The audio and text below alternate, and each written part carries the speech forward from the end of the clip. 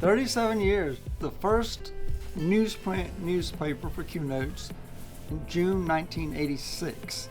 Back in the 80s, you didn't know how to find anything.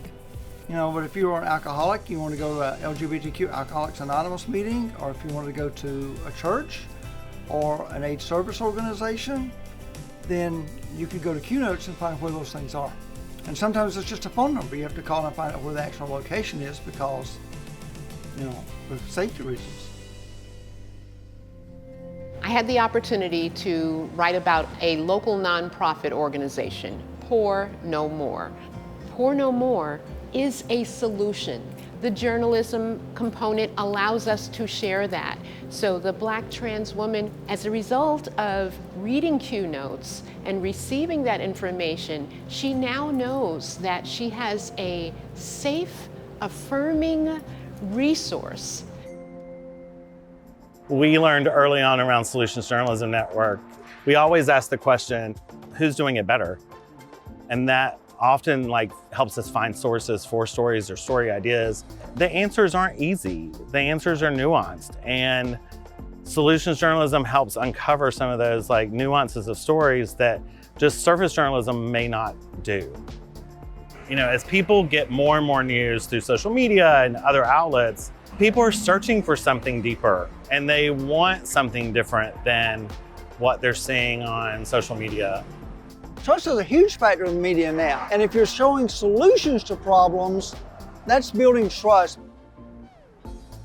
Particularly for marginalized communities, just to have their voices acknowledged and heard is really, really major. I can't stress that enough as a Black woman. I can't stress that enough as a Black lesbian. And one of the things we also did is we put their face shot with their articles. So we're showing the diversity of staff, not just our readership. That we look at stories at our staff meetings and can this be a solutions-oriented story? And if not, how can we make it that? And it's always in the forefront of what we want to do and what we try to do.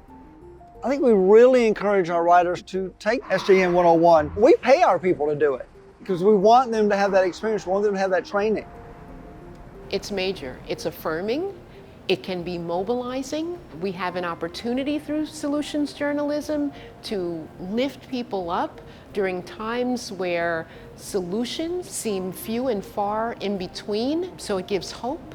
This is a story from 2017, but it is my second bookmarked tab on here, and I share it with all journalists I ever talked to when they're first starting solutions journalism.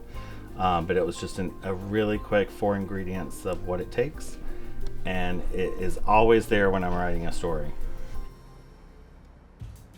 The camaraderie of the CJC has been really good. It's nice to be able to pick up the phone and call the editor or publisher or somebody with another paper with a question if you have it.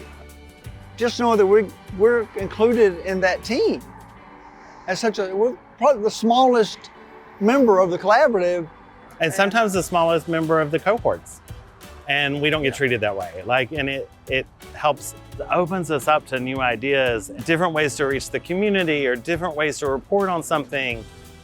The collaborative meetings, we're meeting with editors and publishers, and that's keeping solution journalism in our eyesight, not just in our down chain, our reporters and those folks.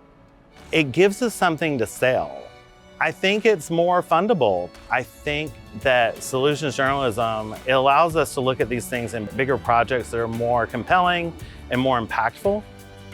And that is something that I think opens the door to new funders.